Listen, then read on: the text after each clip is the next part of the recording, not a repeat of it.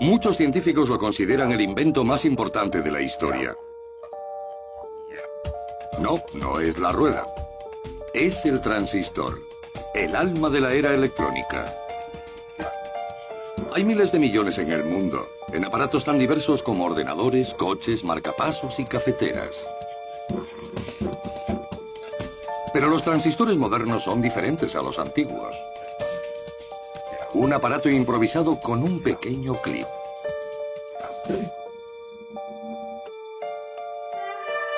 Conozcamos el tubo de vacío, el padre del transistor. En la primera mitad del siglo XX, el tubo de vacío era el alma de la electrónica porque podía controlar el flujo de electricidad con extraordinaria precisión. El tubo fue la llave mágica para la primera televisión y el primer ordenador. Pero los tubos de vacío eran un problema. Se rompían fácilmente, eran inestables y demasiado grandes. Este es el típico tubo de vacío.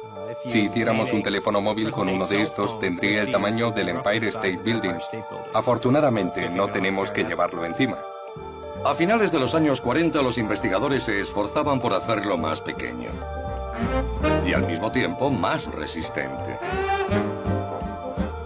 La respuesta parecía estar en algo llamado electrónica del estado sólido.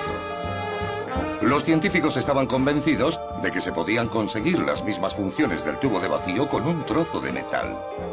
Solo tenían que encontrar el metal adecuado. Fue entonces cuando empezaron a fijarse en los semiconductores. Los semiconductores son un tipo especial de material sólido. Están entre los metales que son buenos conductores y los aislantes que no son conductores. En aquel momento el germanio era uno de los pocos materiales conocido por ser semiconductor. Un equipo de investigación de los laboratorios Bell estaba experimentando con el germanio.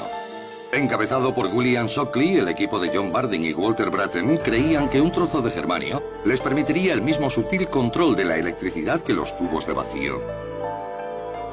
Brattain era un investigador práctico y un hombre franco por haber nacido en una granja. Experimentaba ideas con gran habilidad. Era capaz de hacer muchas cosas en el laboratorio y de una forma muy sencilla. Interconectó dos placas de oro a través de una pieza de germanio. Si la corriente eléctrica podía fluir entre ellas, demostraría que el semiconductor, el germanio, podía sustituir al tubo de vacío. Pero había un problema. Las conexiones necesitaban presión para conducir bien la electricidad. Brattain lo solucionó.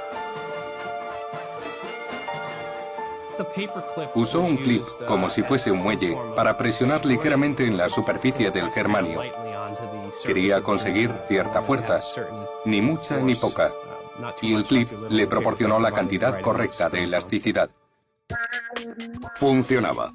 El equipo de los laboratorios Bell tenía finalmente un sustituto para el tubo de vacío. Era pequeño, medía menos de 2 centímetros por el centro y cumplía su cometido, pero ¿cómo llamarlo? Walter Brattain buscaba un nombre para el aparato. Aumento amplificado del estado sólido no le gustaba.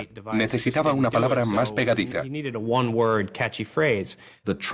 Con trans se expresa la idea de transferir una corriente o un voltaje. Existor recordaba a las resistencias. Eran complementos eléctricos ya conocidos. En el verano de 1948, el invento de Brattain, el transistor, fue presentado en los laboratorios Bell. La comunidad científica vibró ante las promesas del nuevo aparato. El público fue más reticente. Hasta 2 años después, cuando las radios de bolsillo aparecieron en las tiendas. Una de sus primeras aplicaciones fue la radio. Eso marcó la diferencia porque gracias a ella la gente podía estar comunicada en lugares remotos. Un hombre que estuviera en el desierto del Sáhara podía sintonizar su radiotransistor y escuchar lo que estaba ocurriendo en el resto del mundo. Incluso el público se dio cuenta de que algo había cambiado. En 1956, Shockley, Brattain y Bardeen recibieron el premio Nobel por su invento. Los transistores empezaron a ser cada vez más pequeños y los científicos pudieron integrar millones de ellos en los chips de silicio. Fue una manera de agrupar varios transistores, no cableándolos de forma individual, sino montando un circuito completo. Fue algo muy importante. Ese invento, junto con el de los transistores, ha permitido las aplicaciones que hoy disfrutamos en nuestra vida. Los aparatos electrónicos, quimeras en los días de los tubos de vacío, ahora son prácticos y posibles.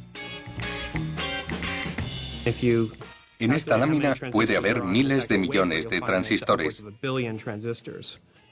Si añadiéramos todos los transistores que se hacen al año en el mundo, el número sería mayor que el número de gotas de lluvia que caen en el estado de California, incluyendo las zonas más lluviosas del norte.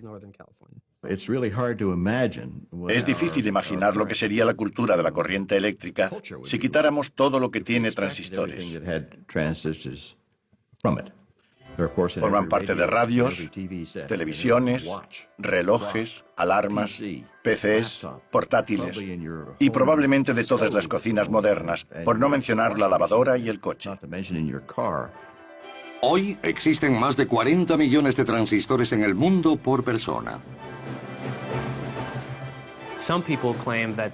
Algunos afirman que es el mayor invento de la historia de la humanidad, por el impacto que ha tenido en tanta gente. Y todos tienen sus raíces en un pequeño trozo de germanio, un par de interconexiones de oro y un clip.